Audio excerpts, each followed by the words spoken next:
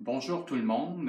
Pour ceux qui ne me connaîtraient pas, je m'appelle Sébastien Michel. Je suis professeur de tarot et d'astrologie. La plupart d'entre vous me connaissez déjà. Vous savez que je suis un passionné des arts divinatoires, de l'histoire des arts divinatoires, des cultures dans lesquelles ils ont émergé et de la pratique des arts divinatoires.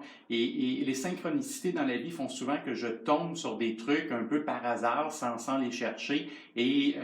Il y a une chose que je voudrais partager avec vous aujourd'hui, parce que je trouve ça vraiment intéressant. J'ai eu la chance l'an dernier d'aller en voyage à San Francisco.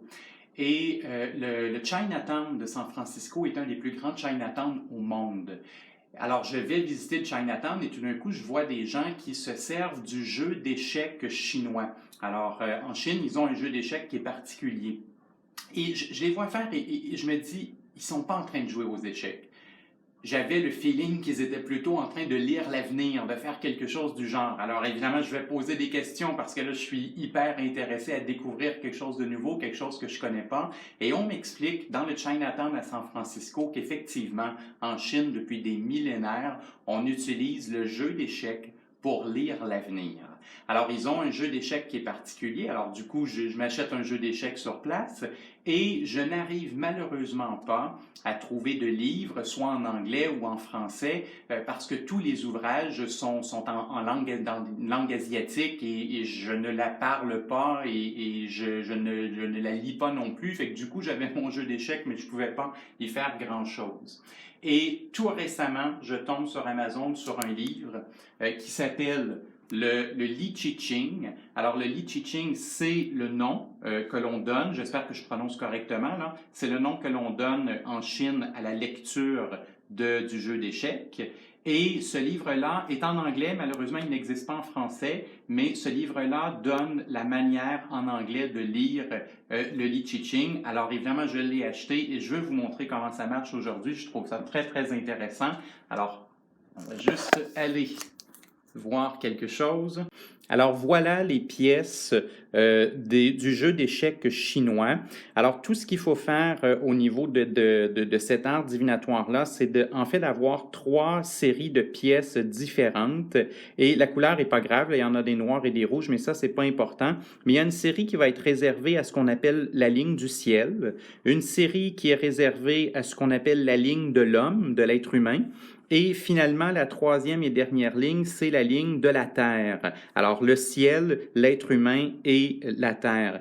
Et tout ce qu'il faut, c'est de ramasser les 12 pièces, de poser une question. Bon, par exemple, j'ai un projet d'écriture pour moi qui s'en vient dans les prochains mois et je veux savoir comment ce projet-là va fonctionner, est-ce que ça va aller bien ou non. Alors, on ramasse les 12 pièces et on les lance en se concentrant sur la question, tout simplement en les laissant tomber. Et certaines pièces vont tomber à l'endroit, c'est-à-dire qu'on va voir la figure, et d'autres pièces vont tomber à l'envers, donc on ne verra pas la figure, et après, il faut rassembler les pièces de la ligne du ciel qui sont visibles, les pièces de la ligne de l'être humain qui sont visibles, et finalement les pièces de la ligne de la Terre qui sont visibles. Et il peut y avoir entre l'extrême où les 12 pièces sont fermées et l'autre extrême où les 12 pièces sont faces visibles, sont ouvertes, il y a 125 possibilités que l'on va chercher dans le livre qui est la traduction des textes anciens en Chine. Alors, je lance les pièces et je vous montre à quoi ça ressemble de façon pratico-pratique. Alors voilà, je viens de me concentrer sur ma question, je viens de lancer les pièces et c'est maintenant que je vais rassembler toutes les pièces visibles du ciel vont aller sur la ligne du haut. Toutes les pièces visibles de la Terre vont aller sur la ligne du bas et toutes les pièces visibles de l'être humain sur la ligne du milieu. Et je complète les lignes tout simplement avec les pièces qui sont invisibles. Et du coup, j'obtiens un pattern qui est constitué de deux pièces visibles sur la ligne du haut, deux pièces visibles sur la ligne de l'être humain et deux pièces visibles sur la ligne de la Terre. Et voilà, ça forme une des 125 figures possibles. Et maintenant, il me reste qu'à aller voir dans le livre pour pouvoir aller regarder la définition, qu'est-ce que ça veut dire. Alors, allons regarder ensemble ce que le livre va raconter sur mon projet d'écriture. Alors voilà, si je vais voir dans le livre, la figure que j'ai pigée s'appelle Antaï. On voit qu'il y a deux figures sur la ligne du ciel, deux figures sur la ligne de l'être humain et deux figures sur la ligne du sol.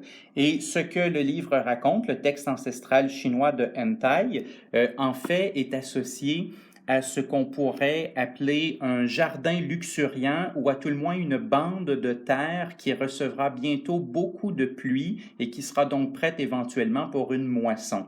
Alors évidemment, c'est une figure qui est assez positive. Elle dit qu'il y a de bonnes choses à venir. Elle parle évidemment du temps nécessaire pour labourer la terre, pour ensemencer, pour irriguer, pour arroser. Mais en bout de ligne, ce que le livre nous dit, c'est qu'il y aura une belle récolte, quelque chose de positif. Alors, je pourrais dire que mon projet d'écriture va prendre du temps et que je vais devoir m'y attarder pour le faire correctement. Mais si je mets les efforts nécessaires pour bien le préparer, je vais avoir une bonne récolte. Donc, il y aura un succès au niveau de ce projet-là.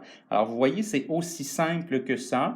Vous avez besoin d'un jeu d'échecs chinois. Si vous habitez une ville qui a un Chinatown, vous allez en trouver sans problème. Sinon, vous pouvez commander tout simplement sur eBay des jeux chinois pour quelques dollars. Ce n'est vraiment pas très dispendieux. Et la seule condition, évidemment, c'est de pouvoir lire en anglais parce que, à ma connaissance, c'est le seul livre qui existe et qui explique comment le faire et il est exclusivement en anglais.